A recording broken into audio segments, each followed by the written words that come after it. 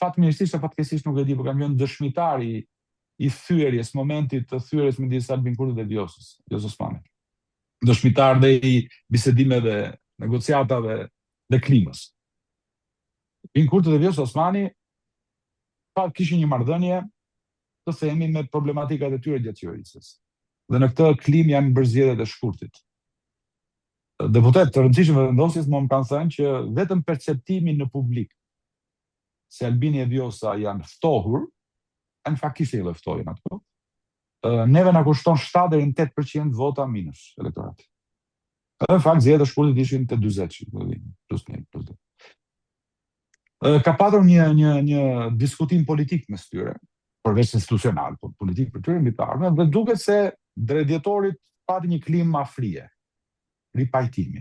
Nëse e kujtohet detajet, Vjosa doli shoqëroi gjatë fushatës në disa raste publike Albin Kurti, dhe dha mesazhi që ka një rregullim të marrëdhënies. Pas zgjedhjeve të dhjetorit, ku menjëherë u reflektua riafrimi të dyve në 51% shoqërorë Albini, ka pasur një takim tjetër në janar, ku po them si dëshmitar i gjërave, ku është diskutuar do vazhdojmë apo jo partneritetin politik. Çfarë plani shkretja Vjosa, çfarë plani shkretja. Dhe fjala Albin Kurtit, dhe këtë garantojmë kush ta doj edhe në mënyrë, jo vetëm me gojë verbale, por edhe shkruar ekziston. Fjala ka qenë që votat, 66 votat e vetëvendosjes janë vota për ty president. I ka thënë të lutem, për kushtet i ka parlamenti, për të mbritur të 80 votat, më duhen 14 vota nga opozita. Këtu i tha, përpiquni ti luftor, ti bindesh njerëzit, ti sigurosh vetë. Dhe ishte krejt kërkesë logjike. Dhe Vjosa, dhe po ta them, po ta fuz dhe vetëm, po them për të parë. U angazhuam, për shkakun njëjë me kolegë deputet, u angazhuam të tërë në këtë përpjekje për të komunikuar me këto grupet në opozitë. LDK ishte kryesore, se ishte grupi familja politike, por dhe me grupe tjera politike.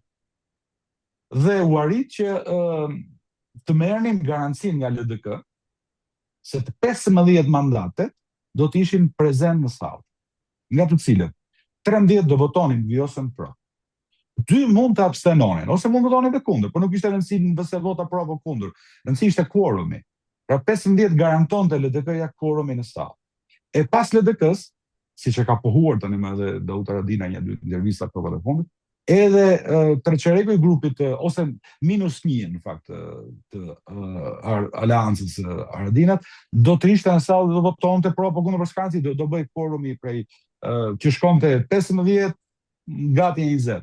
Dhe do të kishte edhe disa deputet individual nga PDK që do të merrnin pjesë në sallë.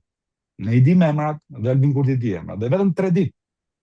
Sigurisht u kënaqem se pra siguruam një lloj me garanci, një lloj pjesëmarrje në sallë, në rast se Albin Kurti duheshin 14, u siguruam gati 22 deri 25 deputet pranishëm. Prej këtyre 2-3 mund votonin kundër, por nuk kishte rëndësi vota kundër, kishte rëndësi prania, se ata garantonin quorumin, edhe duhen se donin, se pastaj në fund me 61 do zgjidhej president. Dhe pikërisht 3 ditë para mbajtjes së seancës fundit, që vinte afati, ja Vjosa realizon një takim me zotin Kurti, ja komunikon këtë gjë. Do po them këtu e kam unë 10 mesazhe të komunikuar me deputet shumë të rëndësishëm të vendosjes, ku në mesazhe do them, shiko, kemi qenë njerëz zakonisht të hapur, gati u tonim, shiko, edhe këta janë, si sigur po bëhet diskuton me diktë që kanë njëtën kallë, dhe Kurti shkoi thotë ti nuk do të jesh presidentja e im. Se ka thënë, okej, po mund më kisha thënë para 2 muajsh të histori që nuk më fuse në këtë. Por për më tepër i ka thënë, kë ke në plan të propozosh, të vësh, dhe Albin Kurti ka thënë, këdo për posteje. Pra, do duhet të them që përveç se mos korrektesës për të ndarë rrugës si njëri normal, se të mund mbaron dhe mandati, thoshte, deri këtu mbriti bashkëpunimi jon, t'jap dorë, nuk jem më preferuara, s'dua ta vazhdoj me këtë aleancë politike, ti nuk të në rrugtim do të ishte krejt e ndershme, krejt në drejtën e vet.